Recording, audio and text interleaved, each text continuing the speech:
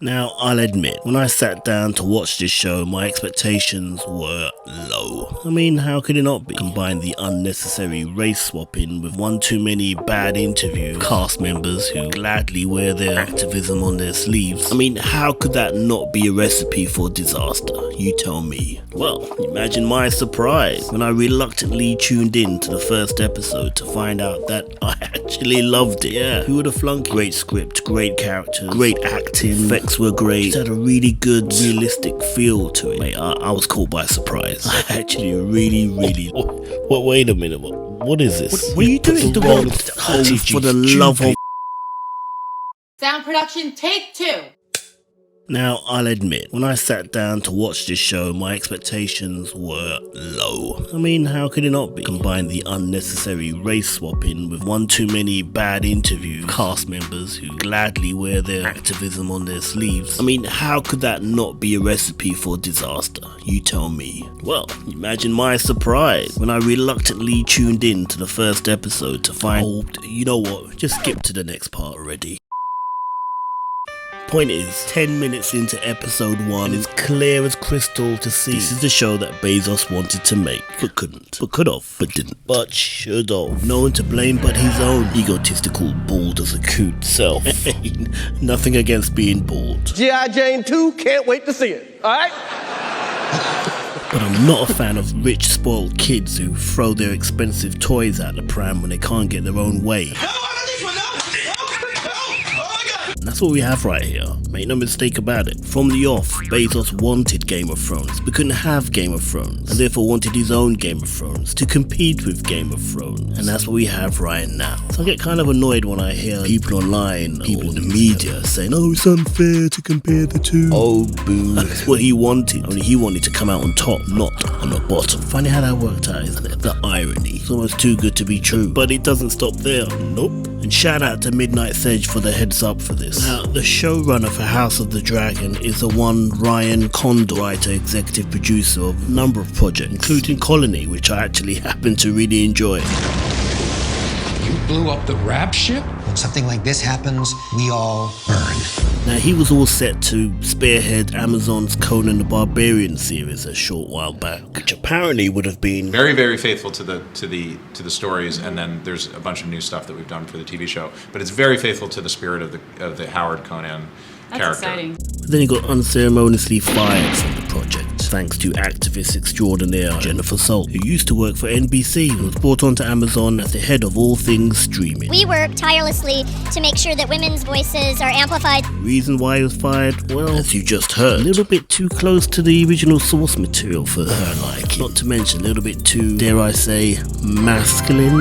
Well, said it now, which is a shame, as word on the street is that he did an excellent job on the project. And in its place, she chose Wheel of Time. We all know how that turned out, don't we? What have you done? You killed it! Not too great, all things considered. But Amazon's loss would be HBO's gain, as quoted by the man himself, leading him on to worldwide renown and success. While Amazon's two interns became the laughing stock of the industry, at least the fandom side of it. I can't imagine two more contrasted meetings taking place after those two pilots originally aired.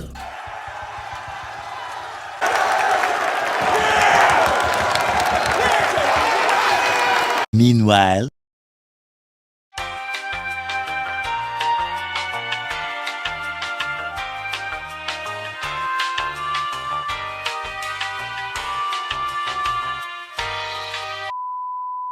and then you find out Peter Jackson himself reached out to help them at least a couple of times, only to be rejected and ignored. And all sympathy just disappears, doesn't it? Goes away. This on top of the fact that they already fired Tom Shippey, a criminal act in its own right.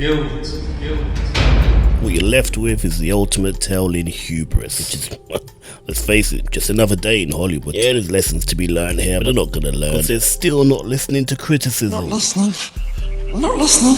Hey, look, maybe I'm being a bit too harsh. There's gotta be people out there who love this show, right? In isolation, away from the Jackson movies, away from the actual lore of the books. Guess one camp you can't count among those people is Forbes magazine, who've been sending out a clear message. I must break you. Those guys have been giving Rings of Power such a hammering it would make Thor himself feel inadequate.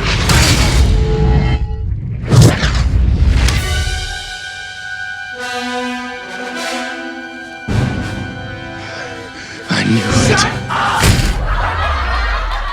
I mean, the headlines alone are packing heat. I mean, check this one out. The Rings of Power has a Galadriel problem. Boy, does it. And the funny thing is, you can't even click on the picture. It doesn't open. You don't even get to see her. Just a picture of the horse. If it's a throwback to that line in the show. See what happens when you stop galloping. And you give yourself a moment to think. Cease comparing me to a horse. Yeah, she's kind of got a point there. I mean, rabbit, probably more true comparison. I'm just saying.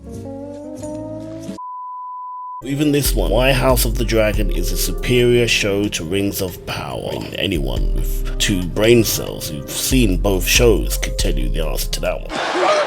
As this one for a kick in the 2 towers. Amazon's Rings of Power is a poignant reminder of the perfection of the Lord of Rings trilogy. Oh man, how'd you come back from something like that? And the latest, and I'm pretty sure it's not the last, Rings of Power has inexplicably terrible writing. So this is the reason Tolkien never wrote it.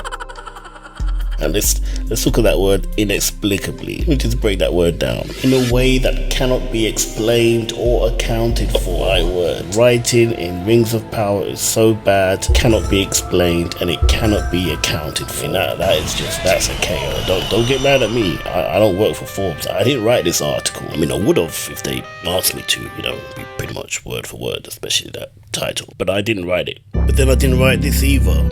It was the sea that put her in my path. And the sea is always right. What?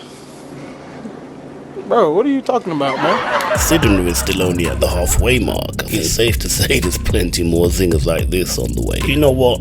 I'm not unhappy for Amazon. I'm not sad for every opportunity of making this show great. And outside of that, they had every opportunity of making their own show, putting their own themes inside. In fact, had this show been an original project, there would have been 0 backlash. Think about that, Bezos. 0 backlash. Would have needed to delete thousands of comments. Or was it millions? Would have needed to delete thousands of reviews. You would have saved yourself $1 billion on the way.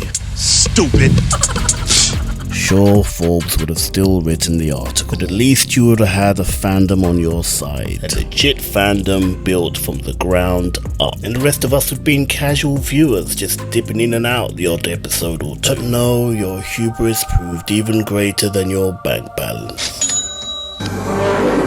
Meanwhile, House of the Dragon continues to grow from strength to strength. Positive word of mouth continues to spread in a way kind of similar to Maverick, i.e. does what it says on the tin and delivers the goods. Which just goes to show, even with the unnecessary race swapping, can still deliver. Speaking of, I do think you also could have created a house for the show specifically for the brothers and sisters, then added that house into the new book that he's writing to explain their whereabouts in between both time periods. So look, hats off to the cast. Everyone puts in a solid performance regardless. There is no pleasure in the world like bedding a woman. I don't know, I had quite a blast playing Halos 1 to 3. Point is, goes to show Amazon you can't use this as an excuse anymore. Your show's just plain bad. Game's up and you got caught slipping. Smart money for HBO would be to acquire the rights for a Conan series and really stick it to Amazon. As long as this man is put in charge of it, well, I'll be watching.